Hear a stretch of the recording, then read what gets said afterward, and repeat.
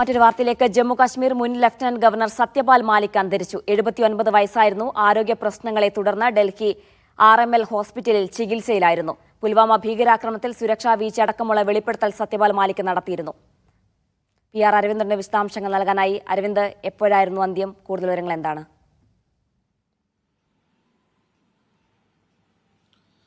ജിന 1 മണിയോടുകൂടി ഡൽഹിയിലെ RML ഹോസ്പിറ്റലിൽ വെച്ചാണ് അദ്ദേഹത്തിന്റെ മരണം സ്ഥിരീകരിച്ചിരിക്കുന്നത്. കഴിഞ്ഞ കുറച്ച് ദിവസമായി അദ്ദേഹം RML ഹോസ്പിറ്റലിൽ ചികിത്സയിലായിരുന്നു. വലിയൊരു ആരോഗ്യ പ്രശ്നങ്ങൾ അദ്ദേഹത്തെ അലട്ടിയിരുന്നു. 79 വയസ്സായിരുന്നു. ഉത്തർപ്രദേശിൽ നിന്നാണ് അദ്ദേഹം 1946-ൽ ജനിക്കുന്നത്. പിന്നീട് നിരവധി പദവികൾ കേന്ദ്ര സർക്കാരിൽ ഇത്തരത്തിൽ പാർലമെന്ററി കാര്യ സഹമന്ത്രി, അതുപോലെ തന്നെ ടൂറിസം സഹമന്ത്രിയായിട്ടൊക്കെ പ്രവർത്തിച്ചിരുന്നു.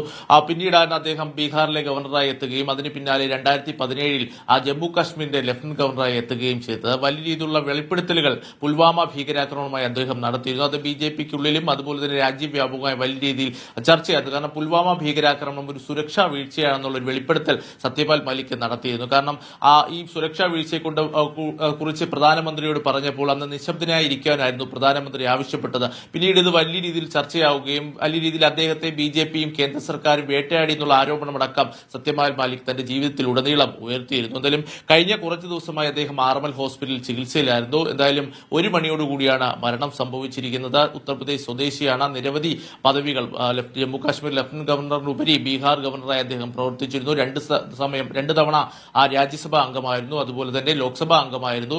അപ്പോൾ വലിയ രീതിയിലുള്ള രാഷ്ട്രീയ ചരിത്രം ഉള്ളൊരു നേതാവ് കൂടിയായിരുന്നു സത്യപാൽ മാലിക് എന്ന് പറയുന്നത്. അദ്ദേഹത്തിന്റെ വെളിപ്പെടുത്തലുകൾ വലിയ രീതിയിൽ കോളിളക്കം സൃഷ്ടിച്ചതാണ്. എന്തായാലും അദ്ദേഹത്തിന്റെ മരണം സംഭവിച്ചിരിക്കുന്നു. 1 മണിയോടുകൂടി RML ഹോസ്പിറ്റലിൽ വെച്ചായിരുന്നു മരണം സംഭവിച്ചത്.